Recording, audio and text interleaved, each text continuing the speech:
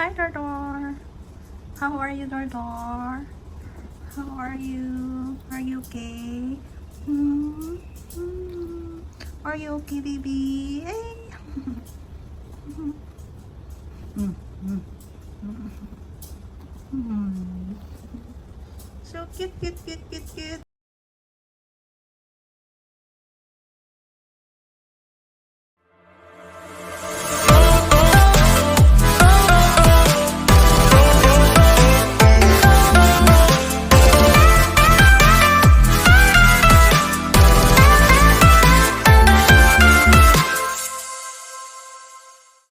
Hi guys! Welcome back sa aking YouTube channel, and for today's video ay gagawa ako ng pagkain ng aking alaga.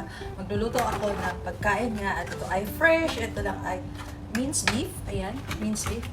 Bali dalawang pack ba ito? O box. Ayan, yan tayong mince. Ayan. Ayan. Carrots. Ayan, hindi yung mga wala yung carrots.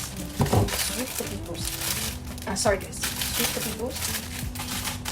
And papakita ko sa inyo kung paano ko gagawin, at para naman may share ko sa inyo kung kayo ay may mga alagang aso na gusto nyo ng fresh na pagkain nila at hindi yung dog food na binibili sa pet shop o kahit saan. Kung gusto nyo yung fresh na pagkain ng inyong alaga at safe naman, so tara, samahan nyo ako sa aking pagluluto ngayon na i-share ko sa inyo. So, ang una ay atin lang itong ilagay sa oven. I-reheat lang natin siya.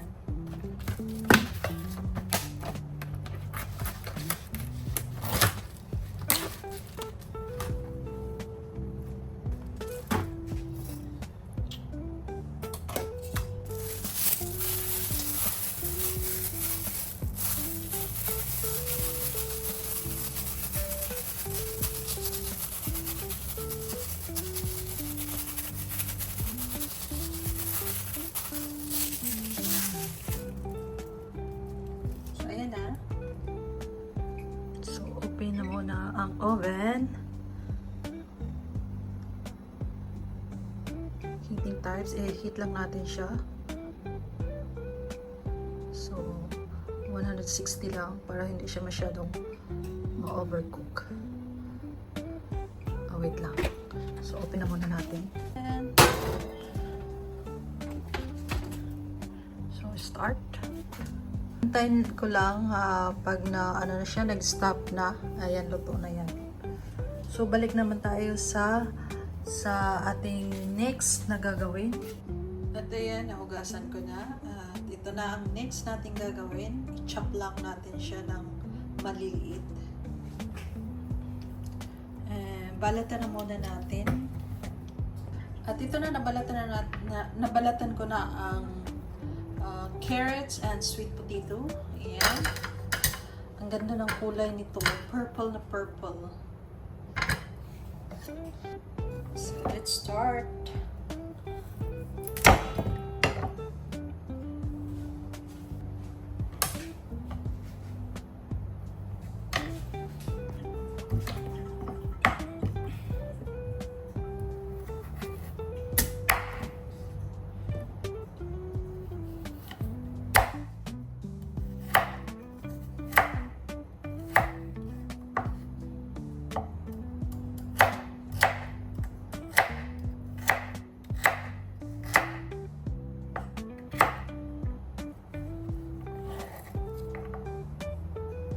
Ito, pwede pa naman siya paliitin pa unti. Parang medyo malaki lang.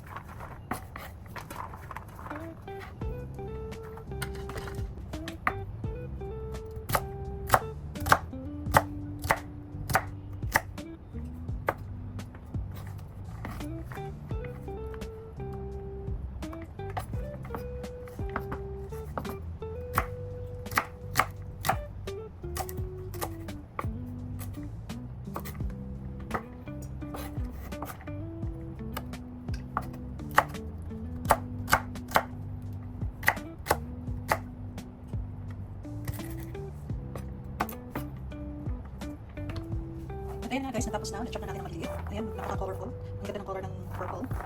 Ito lang at i-steam na natin to.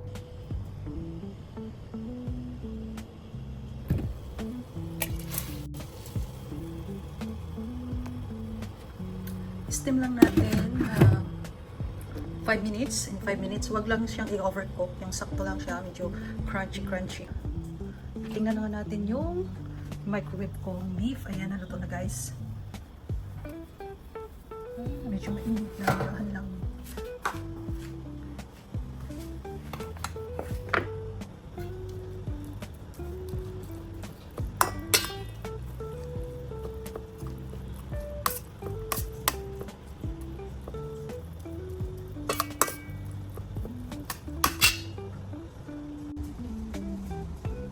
Hi, Dardor. How are you, Dardor? How are you? Are you okay? Are you okay, baby? Hey.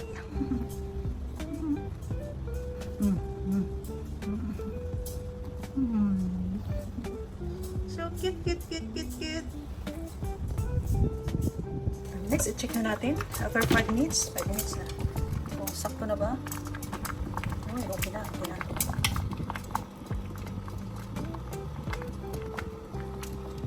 Wag lang i-overcook guys kung gusto niyo itong gayahin itong recipe na to, itong pagkain ng alaga ko. Wag yung i-overcook para hindi siya ano sa pagkain pag i-mix na. So, ayan din muna, and bago natin i-mix sa karne, doon sa minced beef na naluluto na. Sobrang init pa. Man nga natin to. Uy, sobrang soft. Ang sarap ng kamoting, tamis. Ang tamis ng kamote. Patikim. Sarap. And then guys, i-mix na natin yung gulay at dandahan lang natin i-mix. Huwag natin i-mix lahat kasi mas gusto nila yung mas makakita ang karne kaysa sa gulay. Yan.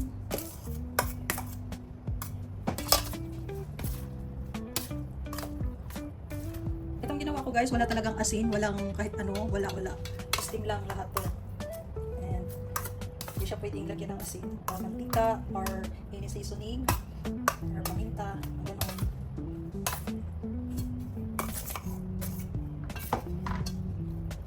Wow, daming foods ni Dordor.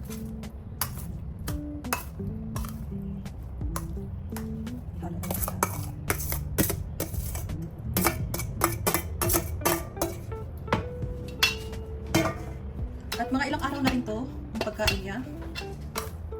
Siguro mga 5 araw na to. 5 araw or 4 na araw bago maubos.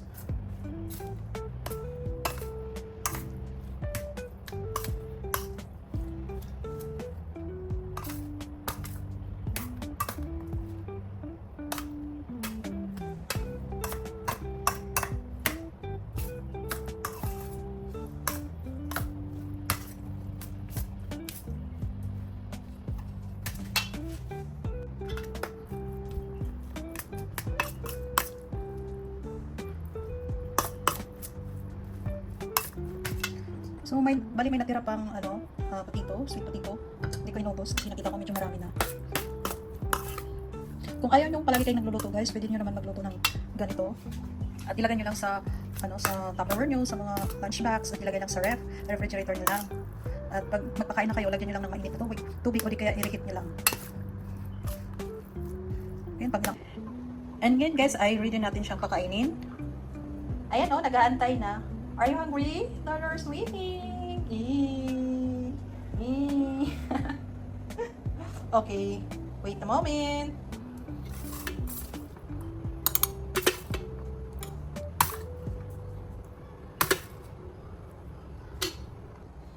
Tapos na natin malagyan yung plate niya.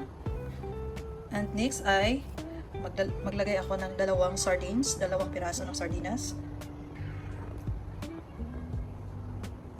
So, ayan na, nalagyan ko na ng sardines. At ngayon, maglagay ako ng konting tubig dahil itong alaga ko hindi mahilig uminom ng tubig. Kaya, ang ginagawa ko, nilalagyan ko ng tubig yung pagkain niya. Ayan. Pwede na yan. Ito na nga, guys. Oh, ayan. Okay, go. Ayan, kakain na siya. Enjoy!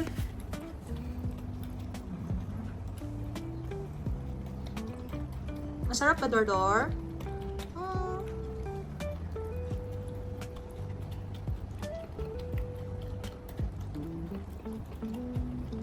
Sarap na sarap niyan. So, ayan lang guys. Hanggang dito na lang ang aking video and thank you for watching. And please don't forget to like, subscribe, and click the notification bell para updated kayo sa aking bagong upload dito sa aking YouTube channel. And kung nagustuhan nyo, pakishare na lang din.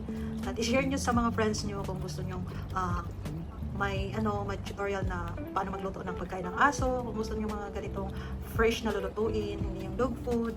Ito ay masustansya at nakakatulong din ito sa mga sa mga bones nila. So, ayan lang guys. Thank you for watching. And please don't forget to like, subscribe, and click the notification bell and para updated kayo sa aking YouTube channel. So, see you in my next video. Thank you for watching. Bye!